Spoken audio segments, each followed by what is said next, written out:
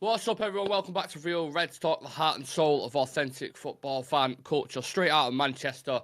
And you are tuned in to Sunday Social Live. I hope you've all had a wonderful weekend, including the lads on the show. A couple of things we're going to discuss. Casemiro to stay. Is his rejuvenation? Is everyone happy with that? Ugarte to stay at PSG, according to a certain French journalist. Not quite like that, but close to it. Mctominay agrees personal terms with Napoli. I want to discuss Xerxes' performance on Friday and Eric Ten Hag's comments on him as a striker. And obviously the Premier League's back this weekend, so we'll talk about a couple of the games as well towards the end, plus a little Q&A if there is time. So, yeah, how are we doing, lads? We had a good weekend? Yeah, all good. I went to a wedding last night, so I'm a bit hungover, I won't lie. Okay, sounds like a good weekend. I'll take that, 7 out of 10. Everyone else as well, get you what you've been up to this weekend, thoughts, feelings on the Premier League football in general, and this Ugarte deal, because we're going to kick it off with that. So anyone who knows Julian Lorenz, I think he works for ESPN, but he's a French journalist as well. He's pretty well tapped into everything that's kind of going about French football. Especially PSG, like he's really tapped into PSG. Yeah, correct. And he's been saying if you look at the game on Friday against Fulham, Casemiro looked decent, and then he was saying, would you go out and spend 60 million euros, for example, when Casemiro is in this kind of form? Which I thought, that's interesting. He also said, I think they're pondering it because if mainly when Casemiro can offer you a really good season, then the backup doesn't make sense to be worth 65 million euros, which I don't know. I don't know if he's kind of saying that from whatever reason he has. He might have an ulterior motive, I have no idea. But I thought it was an interesting kind of thing to debate because there is a lot of people talking about Casemiro's form at the moment. And Civir, I'll start with you because I know this is something you said systematically with him before. Do you think he's looked sharper, leaner, better this season? Well, going forward, yes. Obviously, he's not the same Casemiro that we had in the first season, where defensively, defensively where he was sharp. But in the Fulham game, there were a few times when he, where he actually showed that he still has some of it, but it would be silly for us to rely on that going forward for the whole season. I'm one of Casemiro's biggest advocates. Like I've been saying it, like last season was, yes, he was bad, but it was the conditions that he was placed under that exposed, every player has, his Achilles heel. And I think the position that he was being placed in was what exposed him. There's no player that is, 100% across the board. So I think that was it. And I didn't like the way people were just going off about him. Oh, he's lost his legs. And what actually rubbed me wrong was just the disrespect from the way people, it was just like, sell him off, get him out, that sort of thing. But I'm really hoping he has a good season. However, in terms of what Julian Laurent was saying, I watched that as well because I watch him and Gab show a lot. Like I think that's probably one of the football podcasts on. I watch it on Spotify. Yeah, I always watch both of them. That's just his opinion. I think our business with Ugarte is already it's well known already. I think it's just a problem of it's just an issue of price, really. I think Ineos they already have their plan in regards to Ugarte. And I don't think it was based on whether or not on Casemiro's form. I think they were going to go for him regardless. So I still think there's a deal there to be done. It's all up to PSG. If they can lower the price or if we can find some sort of common ground. He was left out of the squad. If we can get a loan, whatever, I think we'll still try and go in for him. I don't think we're just going to watch one game against Fulham and go, you know what, let's just keep Casemiro. Because that would be naive and that would be just stupid, to be honest. So I think we're still going to be in for him. But yeah, I think this is a big season for Casemiro going forward. As far as attacking wise, the passes, I mean, he could have had 2 assists against Fulham. The 2 passes he gave Bruno missed them. I also noticed that whenever the ball was fed in, whenever we had those free kicks, he was the one always at the end of it, constantly. It was always him. So yeah, he has a lot to offer. I'm just not convinced as far as defensively. Sometimes I think the older some players get, they lose a little bit of that instinct. They might be overthinking it. Who knows? It might be one of those things, but he just doesn't look as assured as he was when we had him in the first season. So But yeah, I really want to see a lot from him this season. Whichever way you look at it, Sam, it's risky just relying on, even if he wasn't to get just like a player in general in that six. We've seen last season Casemiro got, was it a hamstring injury? He was out for like 6 weeks or something, 6 to 8 weeks. So regardless, you need a player there. I think we all know that. Would you be surprised now if that Ugarte deal didn't happen? Maybe not a Ugarte deal in particular. I'd be surprised if we didn't bring in a midfielder. That'd be really surprising. Like whether that's Ugarte, whether that's Sanderberg, who like name your guy, whatever. I'd be surprised if we didn't bring in a midfielder because, like you said, Casemiro's out. Not really got anybody who can play there. Like, and I don't like Casemiro in a purely DM role when we need it because I don't think that's his ideal position. I think he's much better and more effective going forward and contributing to the press and contributing to passing and going forward from deep. I think that's where he thrives. But when you need somebody to sort of destroy and break up stuff or like anything like that, I don't think he's that guy. So I think United know that, and they know they need somebody who can either come on when you're trying to kill a game off, or maybe start a game when you know you're going to be under the cosh from the beginning. Maybe that's it. And I think again with Casemiro, because he is getting older, I think if you played him once a week, you'd probably get that Casemiro that you saw more regular. Yeah. But if you're playing him twice, 3 times a week, I don't think he can do that, and I think that you'll see mistakes. So again, for rotation and for rest, I think you need that as well. So I'd be surprised if we didn't bring in a midfielder in total. Whether that's Ugarte or not, I don't know, but that seems to be the number one priority that going into this window was a midfielder, and it's the one that's taken the longest. So they're clearly doing their due diligence and not wanting to overpay. So yeah, it could be. There's definitely a midfielder coming in, whether that's on loan, whether they pay, whether it's a different guy we've never heard of, whether it's Sanderberg, I don't know, but there will be a midfielder coming in. Because if there isn't, I really worry about this season. Yeah. I think it's also probably dependent on outgoings because I don't think we've actually sold any midfielders, if I'm mistaken. Donny really? I'm about. Yeah, Donny's gone, but he wasn't really a factor as far as last season was concerned. So we didn't really take him into the equation. He wasn't even here. He was on loan somewhere. Yeah. I think Frankfurt, something. Yeah. So Nick, you just mentioned that Mctominay has agreed terms. I didn't even know about that. Yeah, we're gonna touch on that next. Yeah. Yeah. So maybe I'm just saying maybe it's the whole midfielder thing is just dependent on if we can ship out a couple of 1 or 2 midfielders. To be fair, in relation to Casemiro, I remember Matic, actually, a lot of people had kind of written him off. I don't know if it was after like first or second season, and then he came back and played really, really well. And maybe it is a tweak of the system. And I've been adamant that I just don't personally see it. I still think he's wild. I think he's way too risky at times. He dives into situations which cost us defensive transitions, and it's happened. You look at the Fulham game, for example, those kind of movements where you go to press, but because you're not quite quick enough and because you are like 5% down, you leave a lot of space open. I think he is a little bit more protected now with this kind of 4-2-2 or 4-4, whatever you want to call it, especially when you have Mount and Bruno in there because you've got legs that are dropping into midfield. But will it be sustainable for the rest of the season? That's something where I'm like, that's why I want a different kind of profile. I think Ugarte eats up ground, like a fat kid on a Sunday. So I think we could really, really do with him just systematically Ugarte. Because I said that even last season we could do it in N'Golo Kante alongside a Kobe Mainu. I think that'd be perfect kind of blend because Kante's still relatively decent on the ball. The issue is there isn't many of the N'Golo Kante floating about in the market. So Ugarte is probably the best option. I'm just hoping PSG drop the price because if they don't, and then they kind of have to pivot, I'm not really trusting in the other options that are on the table for me personally. Do you think the Casemiro deal is it one of those ones where it's Ugarte or Casemiro? Because I think it could be both. Because I don't think they're exactly the same player, and I don't think they offer the team the same sort of qualities.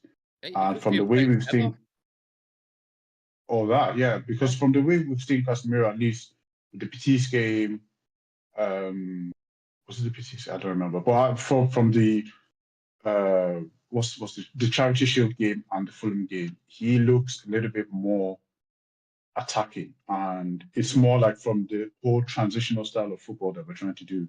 He's really keen getting those balls forward.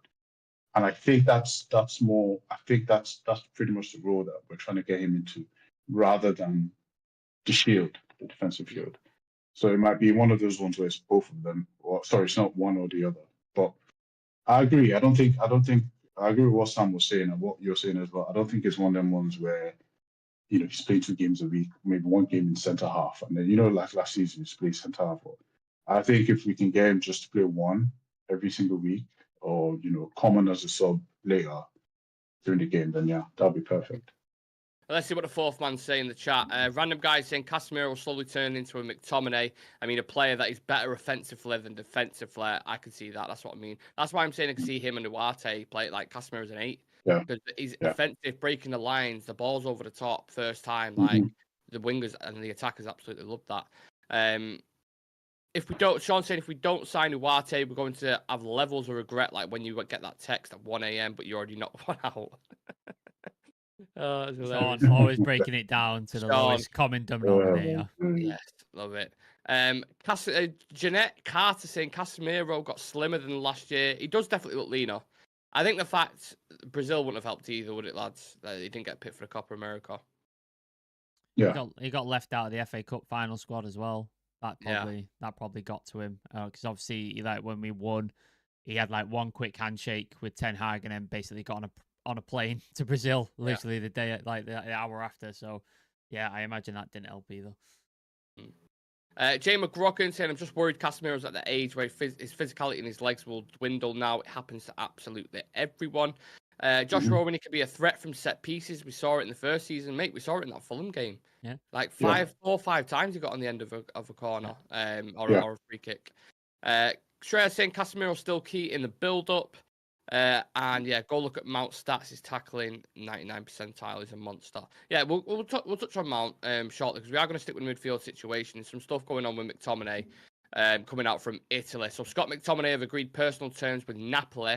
However, the Italian side cannot afford the €30 million requested by Manchester United unless they sell Victor Osimhen. So the one thing I would say on that straight off the bat is Chelsea, do your thing, man. If you've been doing wild things anyway this summer, if you're going to go Victor Osimhen on top of the business that you're doing for 100 million quid or whatever it is, then please do it. But this one with McTominay, Sam, you see it going right to the wire? How does that feel about it, doesn't it? It could do. It annoys me the fact that the Napoli who are clearly putting statements out, oh, we can't afford this, we can't afford that. It's like, get fucked then. You don't get him. You're not going to pay the price. You don't get to have him. Like, you can't. So annoying. You're not getting players on the cheap. Fucking Oliver Skip has just gone from Tottenham to Leicester for 20 million. Oliver Skip. Yep.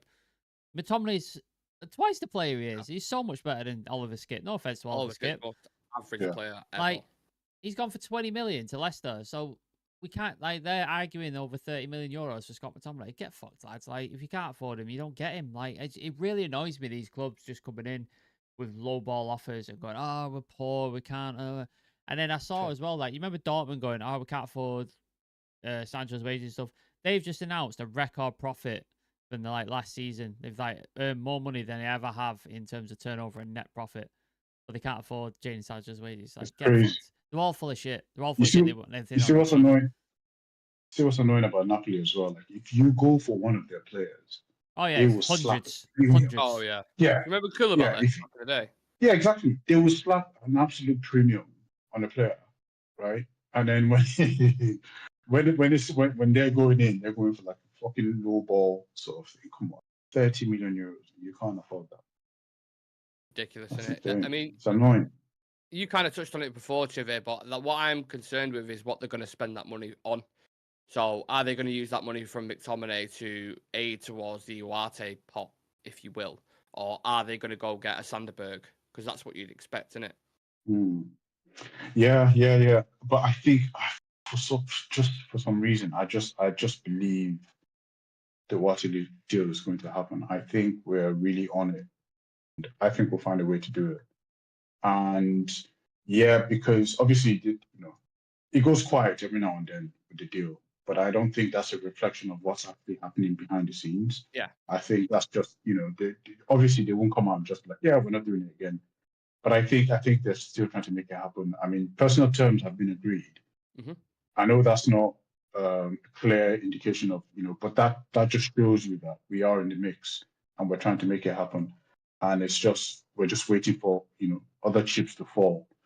I think we'll find a way. I think he might actually come on a loan, season-long loan, and then we'll see what happens next season. Because we don't really, McTominay is the only marketable midfielder we have, really. I mean, it's the only one we can make some money off, So if we can't sell him, it might have to be like a loan thing. But we're not going into the season without a new midfielder. I certainly hope not. I think they will get it done. I think there may be a surprise in there somewhere. Maybe they'll end up getting a second one if they can, or because there was always talk about Ivan Toney and Calvert-Lewin, and if they can sell players. So if we can get a late deal, I'm talking for a Sancho or something like that, then there will be other moves. But I think just the midfielder now is kind of the priority. I was actually looking at Napoli's spend, what they've done so far in the market, Sam, and they only spent 40 million. But I'm guessing because they've got no European football this season, they can't spend as much. So maybe that's why they're playing the old, finance card or what have you. But yeah, I don't know. It's still worth. McTominay's still worth 25 easy, isn't it? I'm just going to change cameras as well whilst you do that. So. Yeah, Oliver Skip's got, like I said, going for 20 million. Like he's worth more than that. He's worth more than 25. Like how old is McTominay? 26, 27, I want to say. How old is Conor Gallagher? I'm not sure. He's a bit younger, I think. He's like 24, 25, isn't he? Yeah, but he's not worth. I don't know how much Atletico reportedly paid for him. Was it 40 million euros? 45? Well, yeah, 40 million. Like yeah. So what's that? Is that English tax or? Possibly. I don't know what his contract deal was as well, because obviously Scot Mctominay's got a year left on his deal, hasn't he? Okay. So that might have something to do with it, but yeah, it's just bizarre. Like I really don't get why every single player we sell, they just come in with a low ball offer, regardless of the level. Like Jadon Sancho with Dortmund, and they're talking him up, going, "We're always familiar with his game," and promoting him all over social media. And then they're like, "Yeah, but we don't want to pay for it. We don't want to pay any money for it." Like what? Like, do you know what I mean? The same with Scot Mctominay. Like they were coming in with low ball offers from Fenerbahce and Turkey and stuff. It just baffles me. It's like you want the player, but you just want to absolutely pay under the fucking ass for him. Like it's a weird situation, United. Like it really weirds me out. I don't understand why it goes on. Yeah, and I think a lot of people are kind of expressing their frustrations in a similar sense in the chat and in the community. So let's have a look at what people are saying. He could be a threat from set pieces. Sorry, I already read that out about Casemiro. With how the cards has landed, I think our transfer window is over. That's from Charlie Malman. I don't think so, no. I don't think so. I think I could definitely see a situation where news breaks tomorrow or Tuesday or whatever, and they say Ugarte deal, PSG sticking with it. They're going to maintain the player, and then they're going to look for other options. I could see that.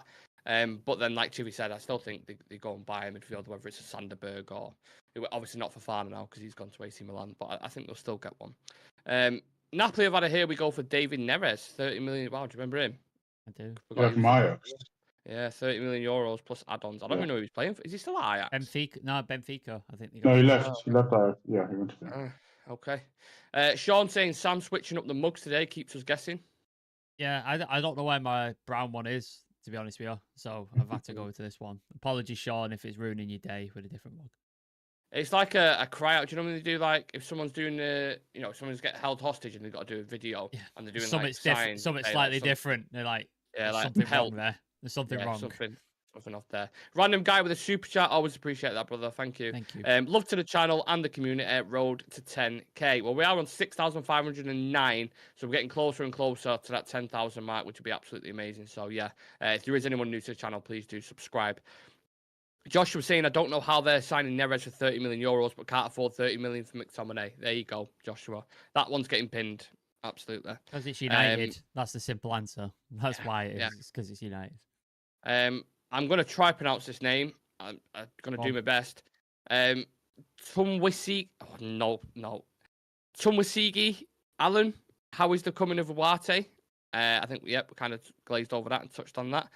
And yeah, Sean saying his day is completely ruined now. So Yeah, Right, so- Standard Turd. Sorry, my damned United. I got it wrong. Standard Turd. I keep pronouncing his name wrong. Now, on to Joshua Zirkzee, a player we obviously signed this window and have at the helm and scored on Friday. Just a couple of quotes from Ten Hag, but I want to get your thoughts on him individually as a player and his performance, if we can.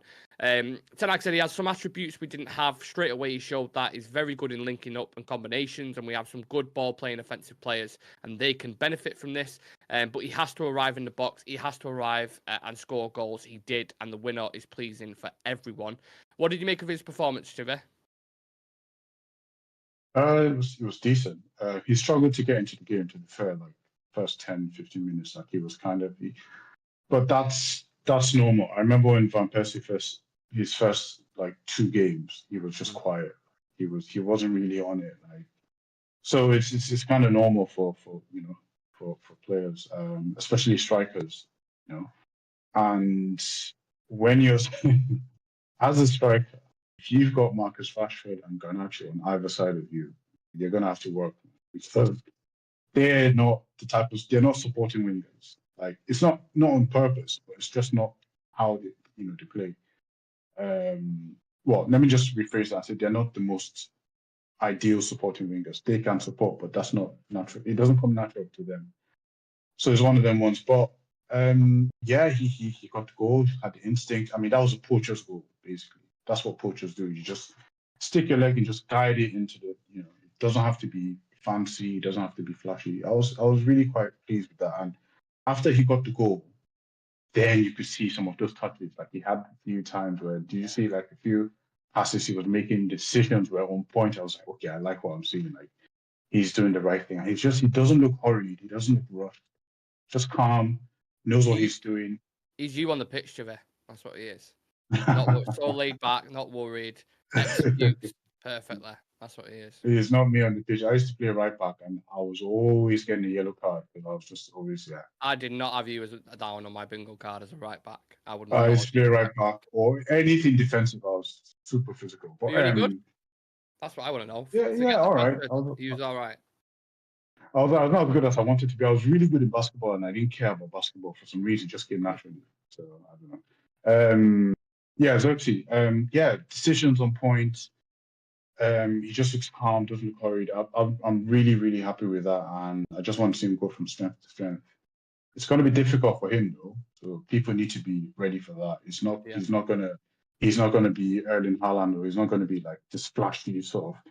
It's going to take a lot of patience from people. Yeah. But yeah, I think I was really happy with what I saw.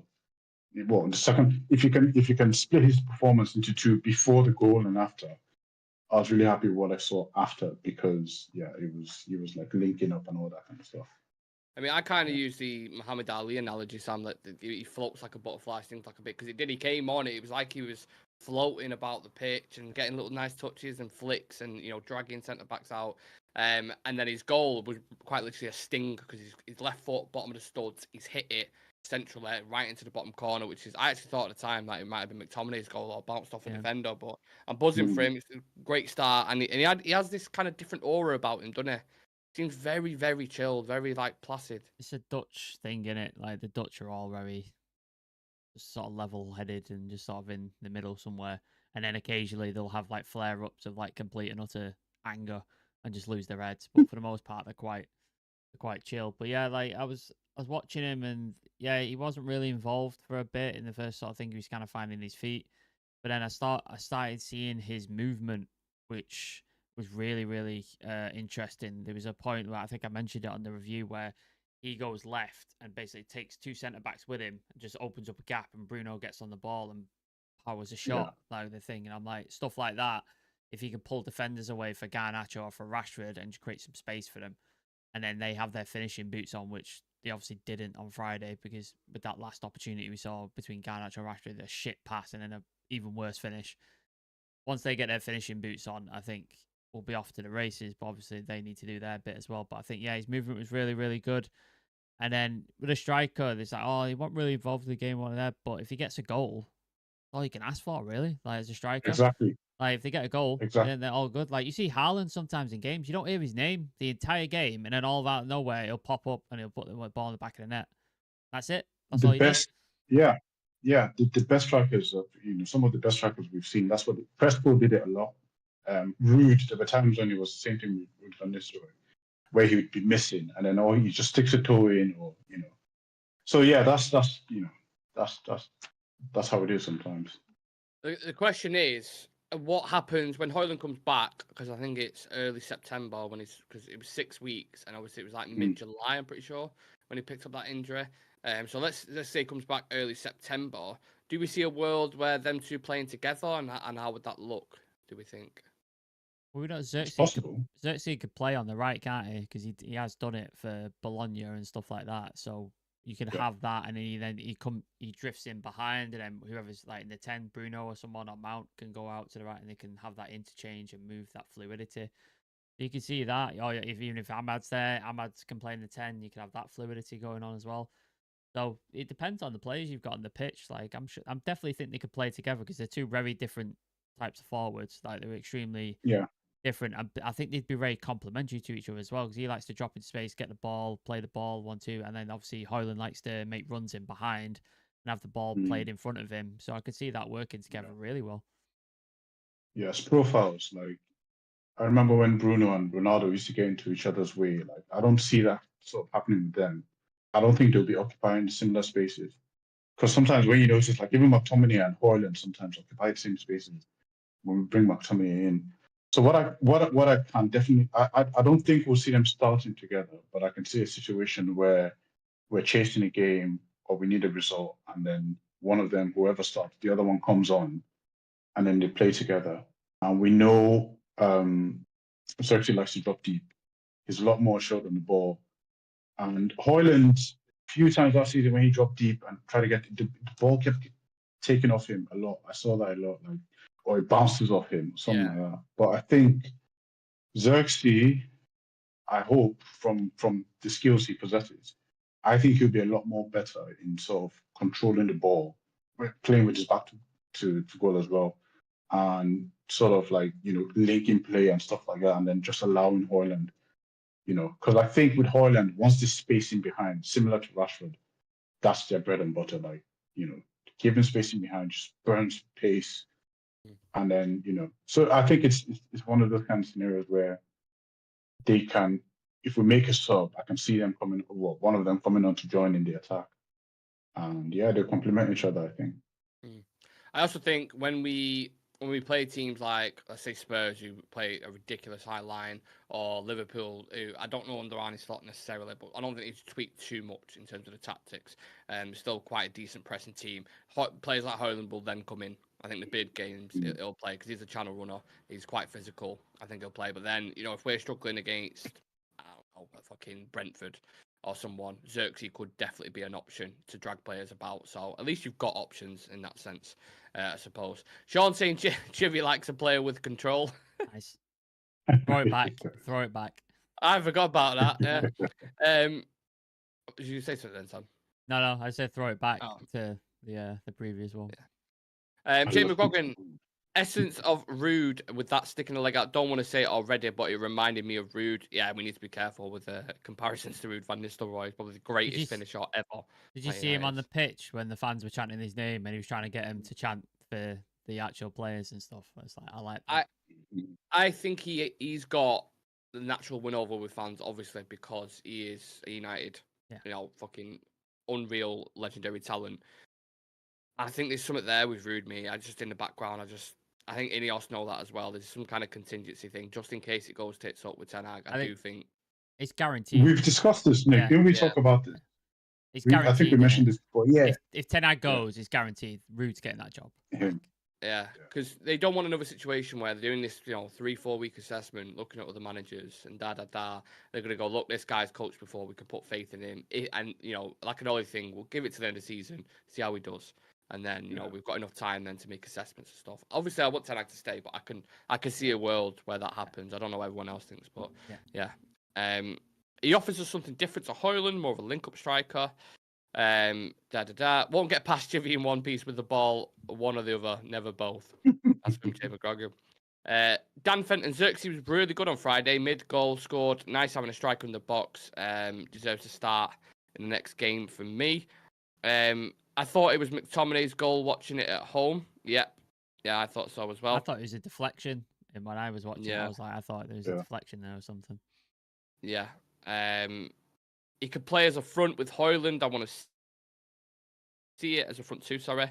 I don't know about a two-striker system anymore. Like, not many people do that, really, do they? You don't see it unless you play a back five and you have, like, Lautaro Martinez and who did he play alongside? Was it Correa or Lukaku or something? Yeah. That's the only time I can see it, to be fair. I mean, unless they want to do it like how they've done the Bruno and Mount thing, where both of them press like the two. And then it will obviously be Xerxes dropping back. But then the difference there is that apart from Mount pressing forward, he comes back to add legs in the midfield. So I don't know if Xerxes will be able to do that as well. Yeah. When we're chasing the game, I can see it happening. But if we're just, if we're playing like a City or like a possession-based team, probably not have both of them. Yeah. My Damn United made a great point, and I thought it was quite noteworthy that Xerxes took his goal almost off the foot of Scotty, like a passage of time moment, as the title of Late Box Runner passes from one to the other. Yeah. That's what I mean. That could have been that in the past season. It would have been him. You know what I mean? When Scott came on, all your heads were just going, "Oh, here it is, isn't it? He's going to score the winner, and then this is the end of the game." But then Xerxes, like you said, Xerxes ended up getting the winner. Yeah. To be honest, that's what I miss about McTominay. To be honest, like his impact coming in and playing forward. I won't miss him in the midfield, but then in attacking positions, I'll definitely miss that. Yeah, because if you look at our bench, it's a lot stronger now, isn't it? Like yesterday, we still had Eriksen, Antony, McTominay, Xerxes, Garnacho. Probably ones. Garnacho, De Ligt. Like it was a much stronger bench in comparison. So I'm happy with that depth options. It's good. And we kicked off Premier League in not in style, but we won. That's the main thing. Because you look at this weekend, and that's kind of what I want to talk about as well, like the other games that have been ongoing. All the favourites have won. Yep. So Newcastle, Arsenal, Liverpool. It looks like it's gonna be a tough season because Villa as well. Like even the games they had against like West Ham actually played pretty well. Yep. Maybe deserved the point at times. Newcastle in the first Newcastle half, were lucky. Newcastle were lucky as well. Held on. So yeah, just talk to us about the games. I don't know which ones you've specifically watched, but what have you made of the Premier League back? Has it lived up to expectations or a little bit meh? I mean, it's kind of what we expected with the results. I didn't watch any of the other games, but I saw the results and it was kind of like, yeah, okay. So this is what we have to deal with. Obviously, I was hoping we'd see, some of our challengers drop points or concede goals. None of that happened, and I wasn't too happy about that, to be honest. But yeah.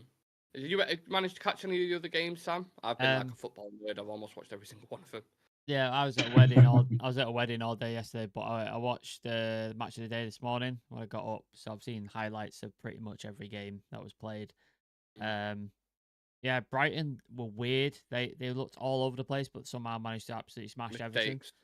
That's at the end of the day, they got their goals and they won the game, so that's what matters. West Ham looked decent, but I think Villa just had a little bit too much for them. But they're a team to watch. Liverpool beating Ipswich, I think we all saw that coming. Like that was always going to happen. Newcastle did well to sort of not end up with a draw there. Like Southampton were pushing for it in that last thing, and they held on to it. So there's that. And then you've got the sort of big game today, City and Chelsea. Honest to God, in my head I'm like, oh, City should win this, but then you're like, Chelsea, the amount of players they've got and all this, does it just come together just because of the sheer amount of quality players they have? Or did it just absolutely capitulate? And I don't know what to expect from Chelsea. I really don't. So that'll be interesting to see. I think Maresca's. I want to see how he sets up because I think he'll be the difference. It's not really about how many players they have, but like I want to see his approach to games. I did see some of their preseason, like the way they were set up, and it shows a lot of promise. I wasn't too happy to see that. I want to see Chelsea just like the same old, struggling and all that. But yeah, I think there's going to be something about them. Fair. I think they should have just stuck with Poch. I don't know what went on behind closed doors, if he wanted certain players or whatever, and Todd Bowley was like, fuck off, we're going to do what we want, basically. But that decision to me, it'll always baffle me, because I actually think the second half of the season, they started looking good, they started playing good football. The transfers were coming to life, like Gusto, Palmer. I mean, Palmer had a good season anyway, but it confused me, that decision. I really don't understand it, but it's one of those, because of the amount of quality players that they've got, I think individually they'll get pulled out of moments at times. Like us sometimes under Rolly, when Bruno would do something or Rashford would do something in the season, I think that they will have them moments. So it just makes the top 10 way more competitive. Like the business that West Ham have done, some of the players they brought in. I mean, I was watching Kudus yesterday. He was absolutely tearing it up. Yeah. And I'm sat there thinking, why on earth did we not sign him when we signed Anthony? Kudus was, honestly, he looked a threat every single time he got it. And then they've just added Fulkrug to that. They've got Jared Bowen, who scored quite a lot of goals last season. They've got Paqueta. They just signed Rodriguez, I think, from like a Busquets type of signing. Loads of clubs done really, really good business. So I'm sat there. When United won on Friday, I was like, okay, put the stall out. Let's, keep getting these points. And then I watched the other teams play. I was like, this is going to be tough, And like, and they've got Lopetegui as well. Yeah, honestly, because initially I was just like, I don't really care what's happening with West Ham, because I thought Moyes was still there. But if Lopetegui now, that changes everything. I watched Liverpool first half. Ipswich like really, really good. Like the pressing, sharpness on the ball. You can tell McKenna's got. And I ain't watched him a lot when he's a good coach. He's a really good coach. McKenna. Playing good football, like attractive. And Liverpool was struggling to play out. And then the second half, Liverpool switched it on. Could have won 4-0, basically 4-5-0. He took Kwanzaa off, didn't he, at half time? Yeah. For who did he bring on? Is it Canate? Oh, Canate. Is that why he was trending? Yeah, and Kwanzaa was sat on the bench looking fucking furious, obviously, and apparently it was down to the amount of duels he lost. Apparently he lost like nearly all of his duels, so Slot was just like, "You're gone, mate, get off," and changed it up. So obviously something was happening at that centre back thing with the Ipswich forwards, and he was just getting exploited time and time again. So Slot was like, "Right, we need to stop this," and brought him on. Ipswich strikers, Delap was causing problems physically, because he's quite a big lad. But I Canate in my fucking fantasy team as well at the back, and they still didn't get, even though he played 53 minutes, still didn't get a clean sheet. It was absolutely livid. So, yeah, every other team looks good, man. It's worrying. Let's see what Wolves look poor. I think Wolves look really poor. I watched Wolves. Yeah, I didn't like anything I saw from them. They just looked proper. You watched the highlights though, innit? Yeah. Today. Yeah, they just the actual full game. They weren't too bad, honestly. I didn't think. I was like, who's the manager? Is it Gary O'Neill? Yeah. I like him as a guy. I think he's a really good manager. He's good. I really like him. Quite good. But the first game I was like, I don't know. But maybe as the season goes on, he improves and things get better. But yeah. Lost big players, man. Lost Neto, they've lost Gilman at the back, and they've bought players, but it's like I'm not sure. I think they'll be okay, to be fair. McMillan saying City playing 4 games against Chelsea today. All 4 of Chelsea's squad's playing. Great to have Rude back. Going to help the attack. Xerxes, Hoyland, Garnacho, Rashford, Ahmad. Josh saying I only watched Villa versus West Ham. I knew that Villa versus West Ham would be a good game. Just had it written all over it. Ipswich ain't going down. McKenna's a proper coach. West Ham looks all right, I thought, to be fair. Yeah, I agreed. No Rodri for City today. I don't even know if Foden's in the squad, to be fair. I think they're missing a few players, aren't they, City? They only came back. Like, they didn't even come after after the Community Shield. They were saying Rodri and Foden weren't even back training yet, were they? Yeah. So, might not have been back yet. Poch is the USA manager now. Yeah, of course. Yeah, that's I'm sure James, our friend from the channel Muppeteers, will be very happy about that. Really? Yeah. The national team? Yeah.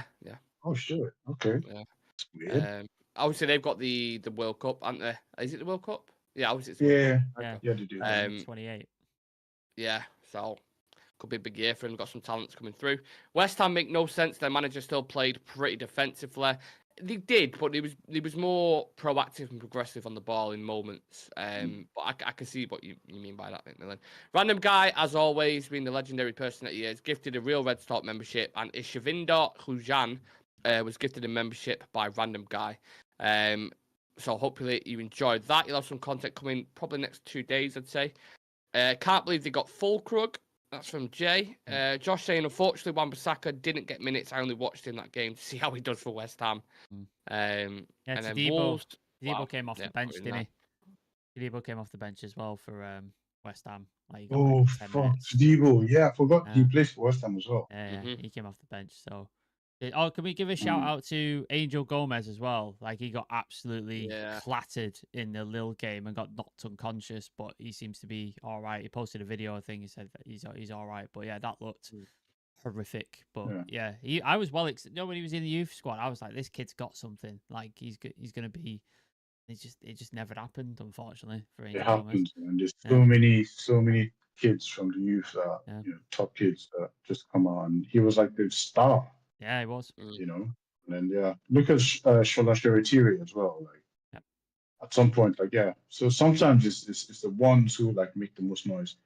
You know, go back to Fabian Brandy from like the early 2000s, who was scoring goals, but ended up Warsaw or something. Yeah. Yeah, shout out to Angel Gomez. I'm glad he's all right anyway. Absolutely, because it didn't look great, that, to be fair. It's never nice when someone gets a head injury.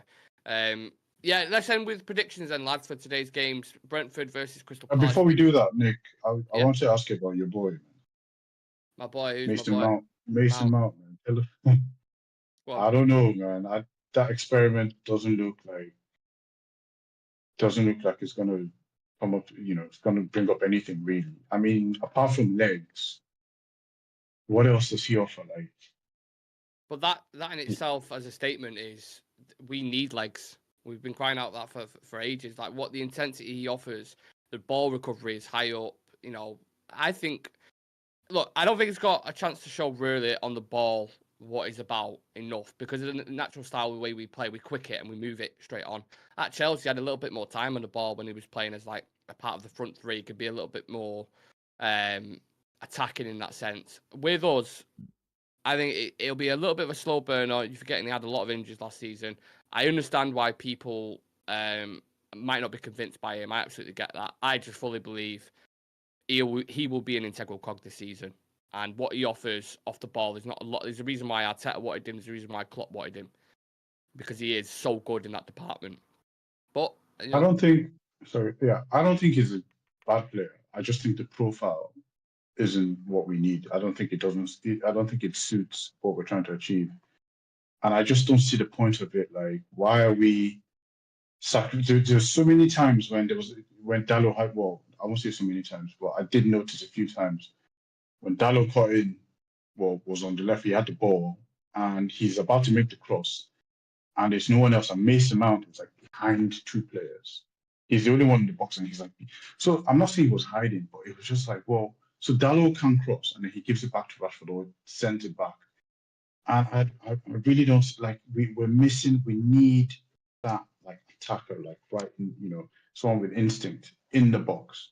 And when you have Mount there, to me, it just takes up. I'm just saying, like he's just taking up space. Yeah. We could have like so maybe the way he's been used, I don't know, but I don't see it. I think it's one that we're going to regret, to be honest. But as you guys know, I'm more than happy to, I'd accept. I mean, if he comes out and proves me wrong, happy days. Like put in a performance, happy days. But I don't see it, man. And I just think it's a waste of space.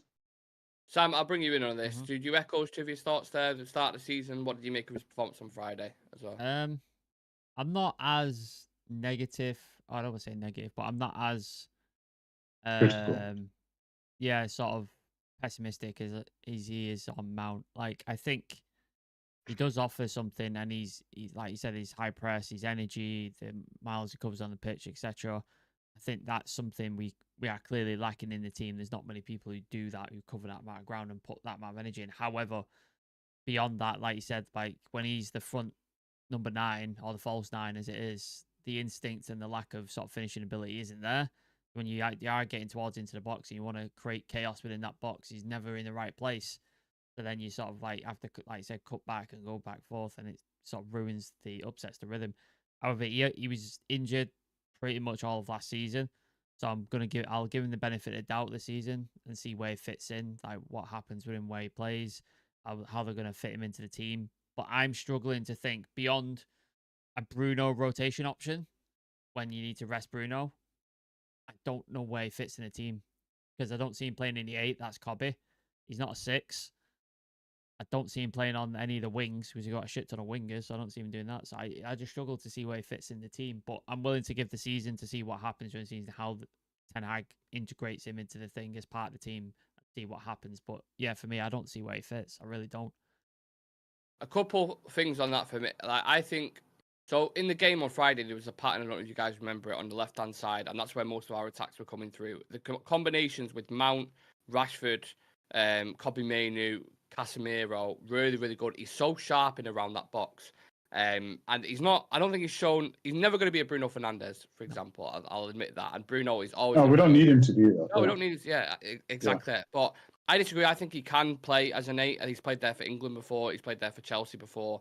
I think he can do that job, especially if we're going with a little bit more of a pragmatic system and not the one that we started with last season where we had just Casemiro on his own and then Mount and Bruno really pushing on. I think you need to be a little bit more protective in that sense, and he'll fit in and he'll do a job. I don't know. I have a thing. I think he'll do well. I think he'll be an integral cog, but we'll just have to wait and see in it, lads. We can't really make a judgment as of yet because it's been one game on a Friday night. Let's see. I think we're going to use him a lot because the nature of the injuries that we get, if he don't get injured himself, and then the amount of games we're going to be playing as well. I just think, yeah, we're going to need him at certain points, but we'll see. We'll see what happens. I think that's probably a good place to leave it. We do have Crystal Palace kicking off shortly, and we have Man City against Chelsea. So just quick predictions, lads, if you can, before we go. What do you reckon? Palace beat Brentford 2-1. City to beat Chelsea 3-2. Okay. Trevor? Draw with Palace and Brentford. City win. City win. Yeah. No, without Rodri, you still think they get the job done? Me, you asked me a question. I'm just. I know. I'm saying like. Right. Okay. No, I'm terrible at predictions, so literally I'm just guessing. I'm just without even thinking. Yeah. So yeah, without Rodri, yeah, why not? Yeah. Leave your predictions. Nick, yours. Go on. Brentford Palace draw. No, but Palace will beat him because Glasner play good football with him. Just beat him, say 2-1 or 1-0, and then I think it'll be a draw, Chelsea City. I forgot about that as well. The coach. Yeah. Glasner. Yeah, Glasner really, really good. Tony's been dropped from Brentford as well because of the transfer interest, apparently from Saudi. I think the Saudi team that are into him, and Thomas Frank has basically said, "I don't know if we're going to see him in a Brentford shirt again."